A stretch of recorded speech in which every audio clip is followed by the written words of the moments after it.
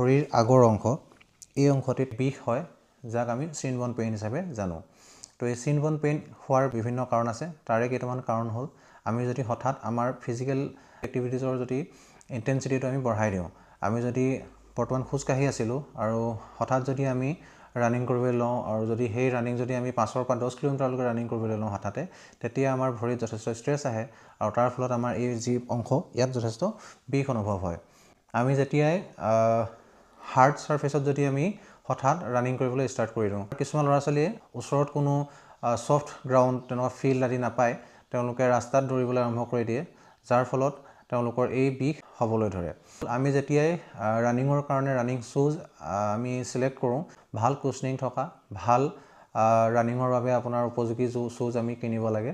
যদি আমি normal casual শ্বুজ পিন্ধি আমি ৰানিং কৰোঁ, তেতিয়াও আমাৰ এই বিষ হোৱাৰ সম্ভাৱনা বৃদ্ধি পায়। এই চিন বন পেইনৰ পৰা যদি আমি উপশম পাবলৈ হয়, তেন্তে আমি কিছুমান কথাত মন দিব লাগিব।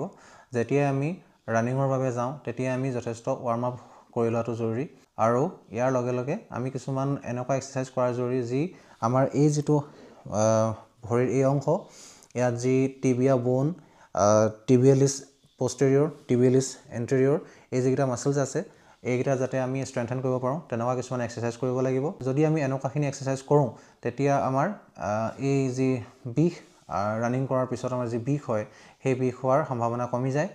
আৰু ইয়াৰ বাবে আমি আৰু কেইটামান কথা মন কৰিব লাগিব। আমি যেতিয়াই ৰানিং কৰিবলৈ আৰম্ভ কৰোঁ, প্ৰথম ৱাৰ্ম আপ কৰিব লাগিব, তাৰপিছত আমি লাহে লাহে আৰম্ভ কৰিব লাগিব।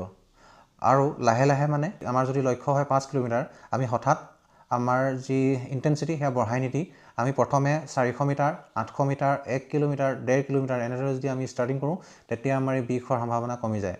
তাৰপিছত আমি তৃতীয় কথাটো হ'ল, আমি যেতিয়া ৰানিং কৰিবলৈ যাওঁ, আমি এইটো কথা মন কৰা উচিত যে আমি যিখন গ্ৰাউণ্ডত আমি ৰানিং কৰিছোঁ বা যিটো ৰাস্তাত আমি ৰানিং কৰিছোঁ, সেই ৰাস্তাটো ওখৰ মাখৰ নেকি। যদি এনেকুৱা হয় যে যদি খলা বমা থাকে, তাত আমাৰ কি হয়, যথেষ্ট ভৰিৰ তাত কষ্ট পায়, তাৰ ফলত আমাৰ এই সৰু সৰু কিছুমান ইয়াত ইনজুৰি হয়, তাৰ ফলত আমাৰ এই বিষ বৃদ্ধি পায়। তো এইখিনি কথা আমি মন কৰিব লাগিব দৌৰাৰ আগত।